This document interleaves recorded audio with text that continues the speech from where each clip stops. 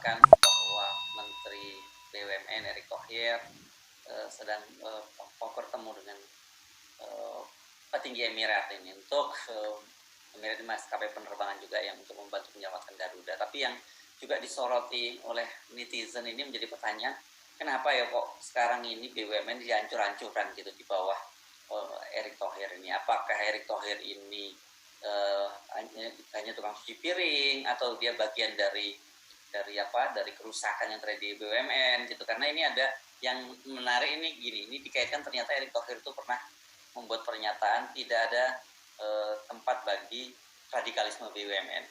Tapi saya cari juga ada yang menyebutkan tidak tempat bagi terorisme di BUMN. Jadi pertanyaan orang, lah kalau ini sekarang hancur-hancuran, sebenarnya jadi penyebab bukan soal radikalisme ini. Penyebabnya adalah tidak profesionalismenya yang menjadi penyebab hancur-hancurannya BUMN. Itu gimana Bang Saidi dulu? Coba kasih penilaian yang fair lah, supaya jangan terlalu dianggap nanti memojokkan pemerintah terus gitu.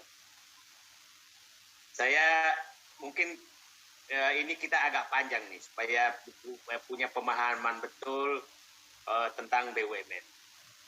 Di awal pemerintahan periode kedua Pak Jokowi, saya beberapa kali bertemu dengan Pak Erick Thohir, dan pernyataan saya adalah selamat siap-siap mencuci piring. Yang kedua saya bilang 2021 adalah mulai panen proyek mangkrak. Itu saya pikir 2019 dengan Marhel sudah kita bahas. Nah, ternyata di luar dugaan saya malah meningkat sekarang menjadi selamat mengumpulkan piring pecah di BUMN, karena agendanya betul-betul semua agenda penyelamatan. Kita tidak menemukan agenda biasanya kita di Kementerian BUMN itu bangga tiap triwulan melaporkan laba sekian, ini sekian gitu kan.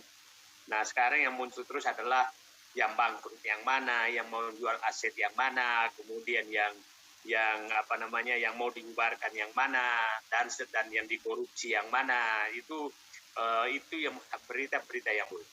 Nah, saya ingin katakan bahwa ini bukanlah hasil karya Pak Erick sendiri, tapi minimal salahnya adalah melanjutkan kerusakan yang sudah ada, tidak menstop kerusakan itu gitu kan. Jadi maksudnya itu menempatkan orang-orang yang tidak profesional di BUMN, kemudian berbagai hal dilakukan. Nah, itu saya katakan itu kelanjutan dari rezim periode pertama, karena pada saat itu sebenarnya Bapak Presiden Jokowi itu menerima BUMN dalam keadaan baik. Jadi pada tahun 2000 ketika beliau menjadi presiden pertama kali itu BUMN itu sehat, ya gitu ya. Ukurannya apa itu Bang? Kita akan ambil indikator saja, bahwa indikator yang sering diungkap tahun 2003 pada saat pemerintahan Megawati, Presiden SBY itu menerima BUMN itu dengan rusak berat juga. Laba hanya 20 triliun dan 2014 naik menjadi 160-an triliun, jadi 6 kali lipat naik labanya. Utangnya juga tidak besar gitu, hanya sekitar hanya sekitar 4-500 triliun. Sekarang kalau jumlah itu sudah masuk nah sekarang hampir 5 kali lipat utang non perbankan ya. Kemudian kerugian BUMN juga tidak terlalu besar, semakin banyak berkurang. Nah sekarang itu pada saat 2019 itu semua meningkat, utang BUMN meningkat, yang rugi semakin banyak, yang mau bangkrut banyak.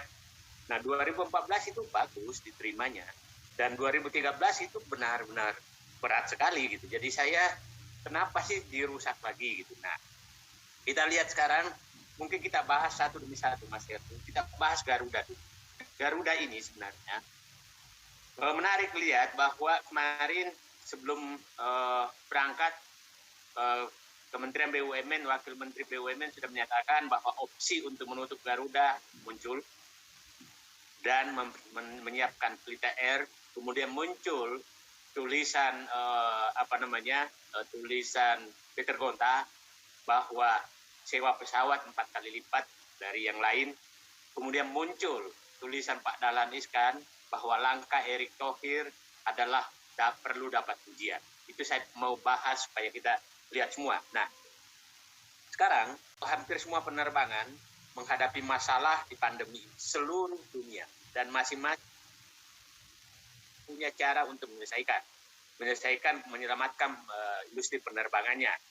Kalau hanya bahwa menyatakan bahwa ini dibubarkan itu adalah bukan solusi sebenarnya. Kalau hanya membubarkan itu siapapun bisa.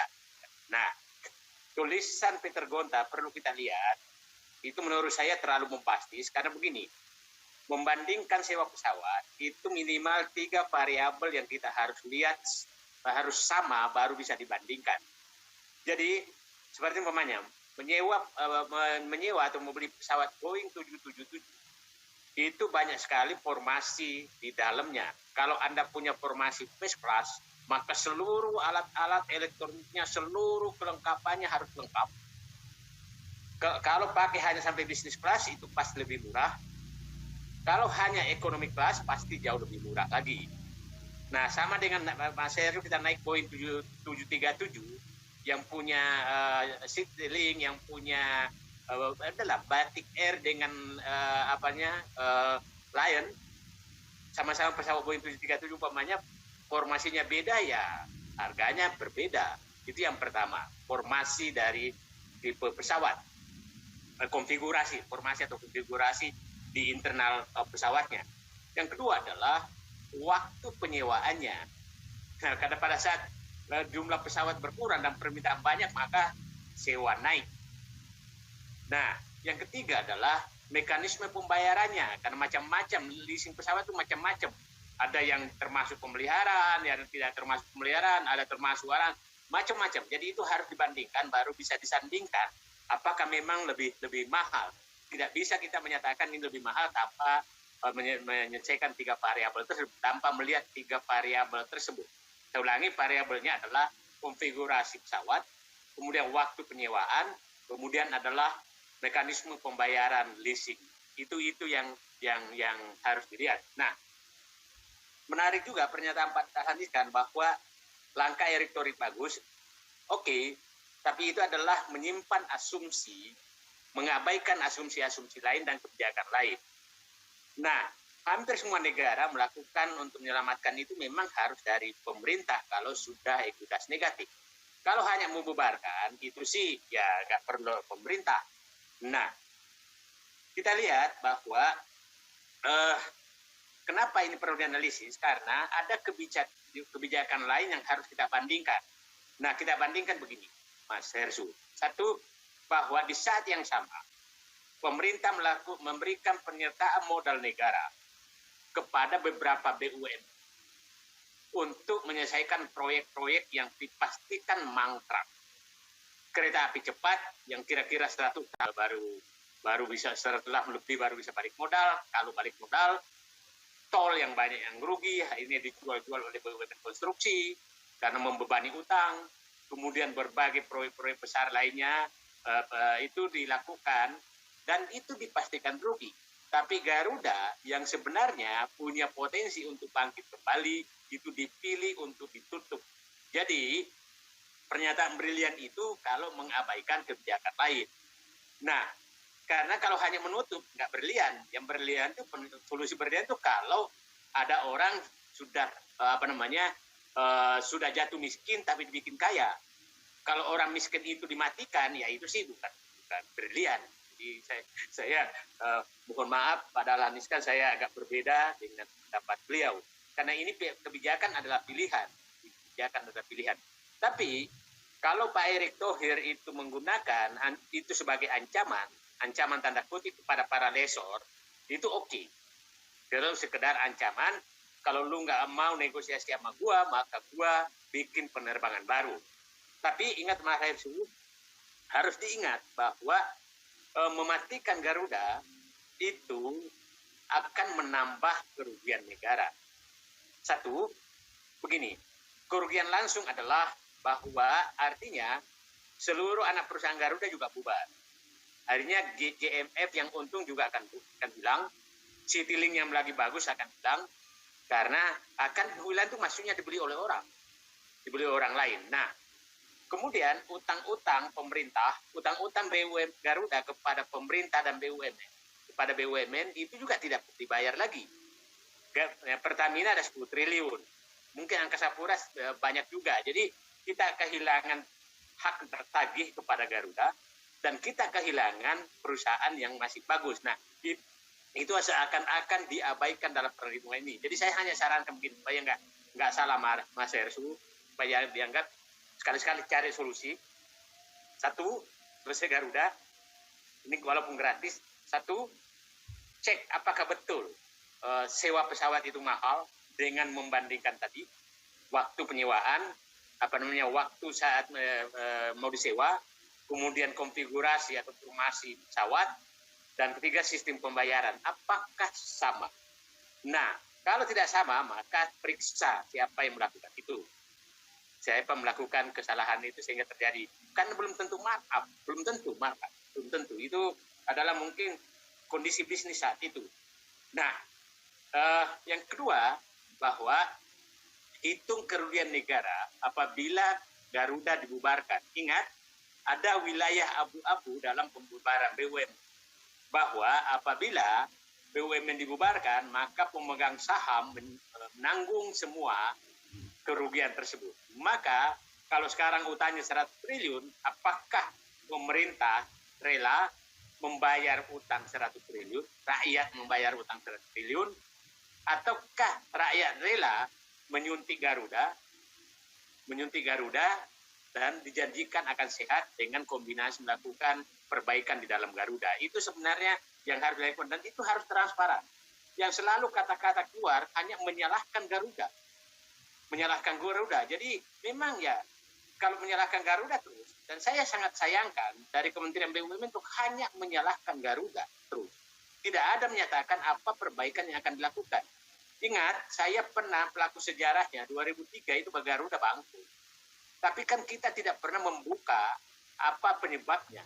Karena memang tidak boleh, karena tugas pemerintah itu adalah memperbaiki yang tidak baik pemerintahan sebelumnya. Itu tugas pemerintah. Nah, kalau Anda tidak mau melakukan itu, maka Anda jangan ngambil alih pemerintah. Ya, kira-kira begitu. Nah, sekarang ini kan selalu hanya menyalahkan pemerintahan sebelumnya. Tugas pemerintah adalah memperbaiki yang salah dan meneruskan yang baik dan punya inovasi bagus yang untuk perbaikan negara. Itu tugas pemerintah. Itu Mas Hersu.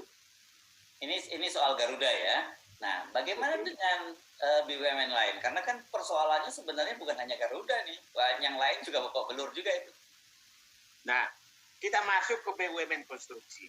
BUMN konstruksi kesalahannya kita terpaksa buka saja. Kesalahan yang dilakukan adalah merubah BUMN konstruksi dari awalnya, dari aslinya adalah jasa konstruksi menjadi perusahaan investasi. Itu yang fatal karena keahlian di sana tidak ada keahlian investasi lainnya. Kita lihat beberapa BUMN konstruksi. Yang kedua adalah karena penugasan terhadap BUMN yang terhadap proyek-proyek yang tidak layak. Nah, itu menjadi beban berat BUMN. Nah, kita lihat BUMN konstruksi sekarang. Nah, BUMN konstruksi tadi, coba Mas Heris pasti melihat banyak sekali apartemen-apartemen yang tertulis atas nama BUMN di sekitar Jakarta, ya kan? Di sekitar kota-kota besar. Nah, itu bukan pekerjaan dia dan itu diubah menjadi perusahaan investasi, menjadi perusahaan real estate, ya kan? Nah, itu menjadi pengembang. Jadi jasa konstruksi menjadi pengembang. Disitulah anjloknya semua.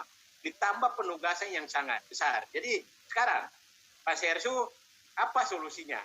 Kita sekarang bicara solusi, hentikan semua kegiatan-kegiatan yang bukan artinya di BUMN konstruksi, hentikan proyek-proyek yang tidak layak penugasan itu. Nah, pertanyaan publik adalah bagaimana dengan BUMN yang sudah kebebani utang? Kebebani utang besar. Nah, sekarang kan lagi melelang beberapa ruas tol dan menyatakan akan laku semua. Nah, di 2020 sebelum 2024 itu kan akan laku semua. Nah, timbul pertanyaan di sini, Mas Heru. Satu adalah ada wilayah abu-abu dalam pelepasan aset ini. Satu, menurut Undang-Undang BUMN dan Undang-Undang Keuangan Negara bahwa semua pelepasan aset BUMN itu harus persetujuan DPR. Kelihatannya ini sudah diabaikan. Tidak lagi, dia jual-jual saja.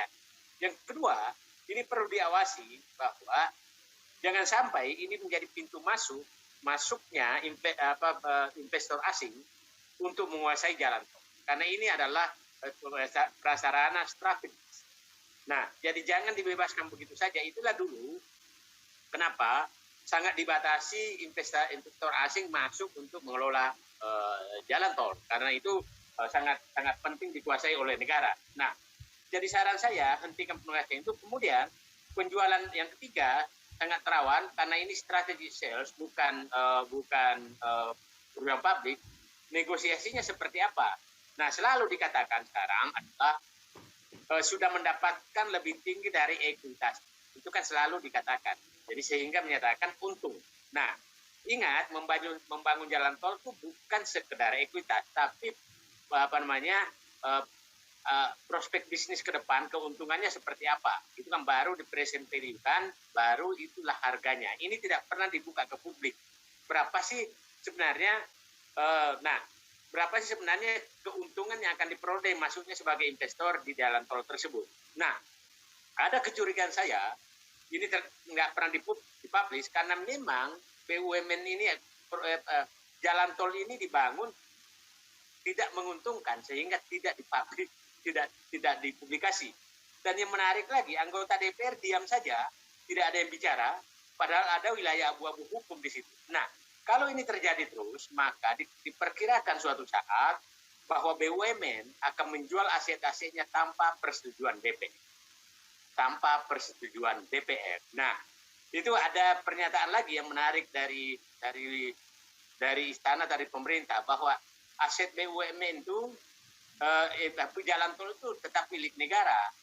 Itu adalah aset, bukan menjual aset. Nah, orang ini perlu tahu HGU, HGB, HTI itu hak negara yang dikuasai swasta, ya kan? Nah, terus dia jual belikan antar dia sendiri. Nah, kenapa kok seakan-akan jalan tol ini adalah tetap milik negara sehingga tidak terjadi penjualan aset. Nah, swasta tiap hari jual beli kebunnya itu HGU, tiap hari jual beli ininya kok nggak dipermasalahkan. Jadi memang kita ini diajak menjadi dungu semua. Nah, jadi aneh sekali pernyataan seperti itu. Nah, ingat yang dimaksud aset negara itu adalah hak kelolaan yang diberikan negara kepada kepada BUMN atau kepada pihak lain, itu kepada BUMN untuk dimasukkan sebagai pendapatan negara, maka itulah menjadi aset BUMN. Bukan berarti bahwa itu bukan aset BUMN. PTP punya HGU itu aset BUMN. Aset BUMN.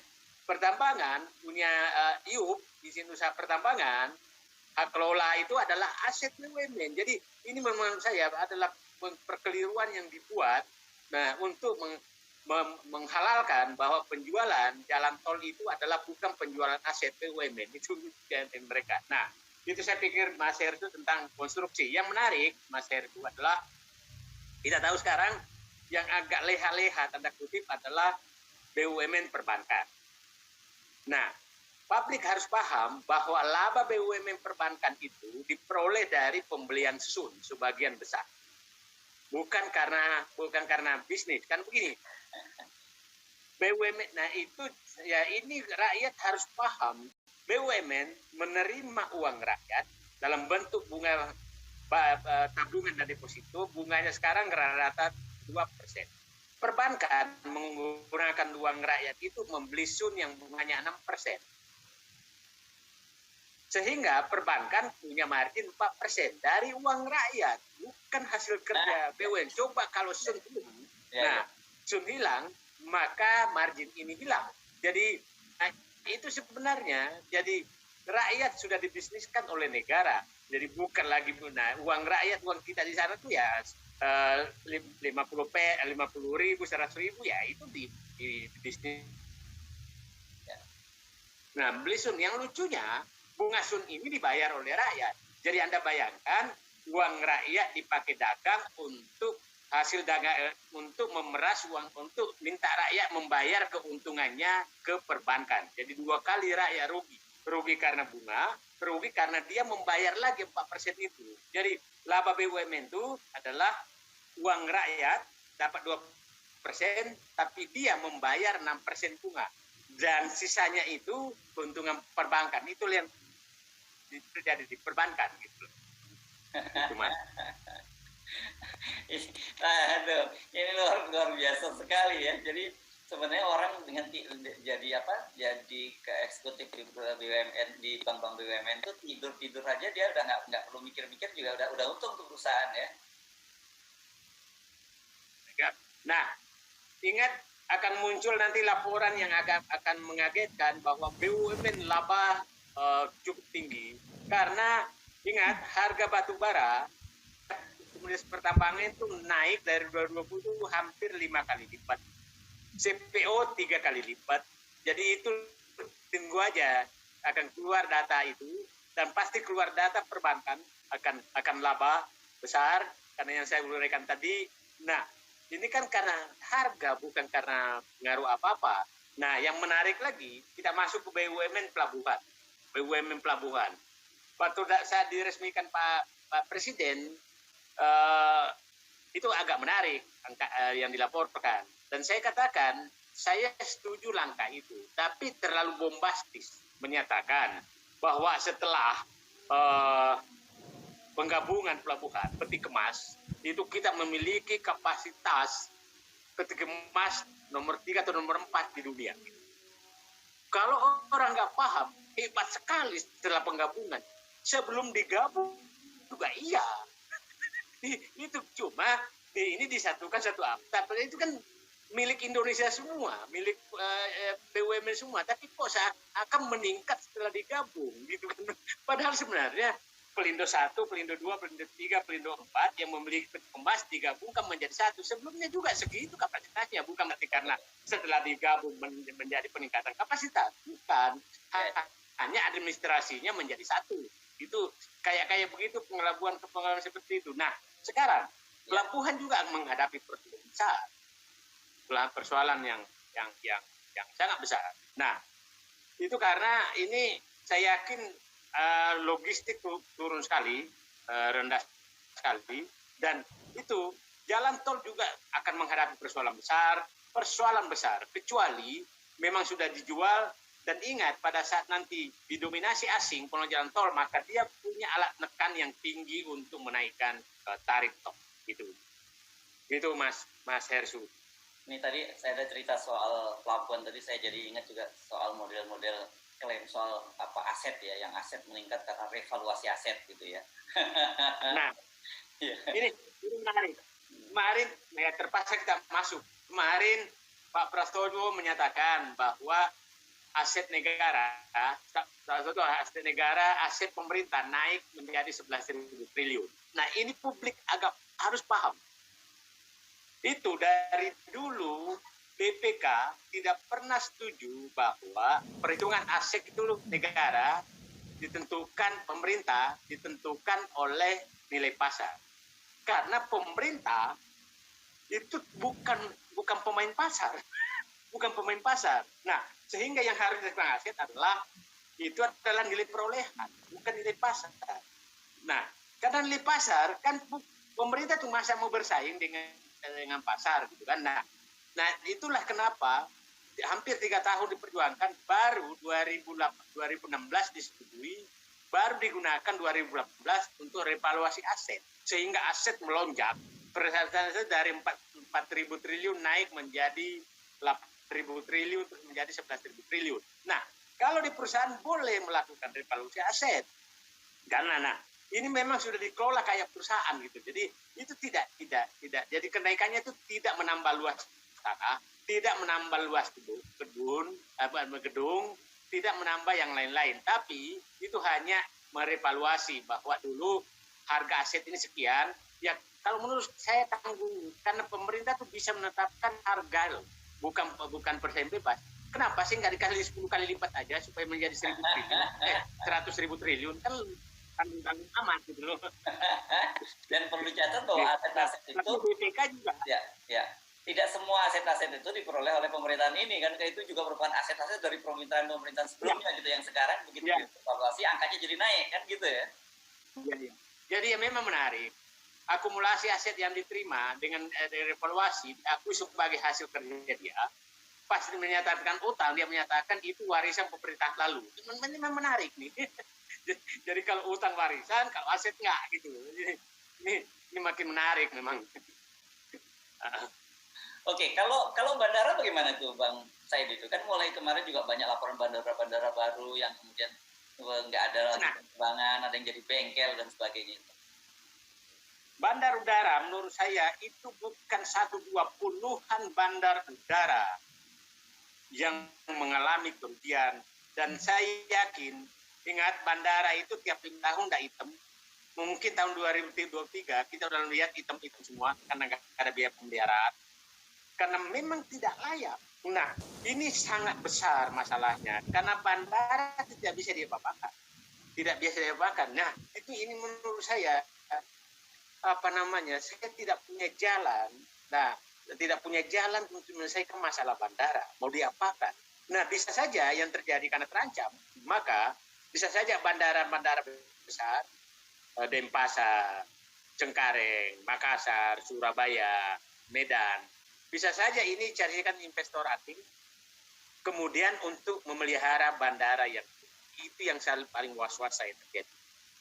Itu paling was-was terjadi.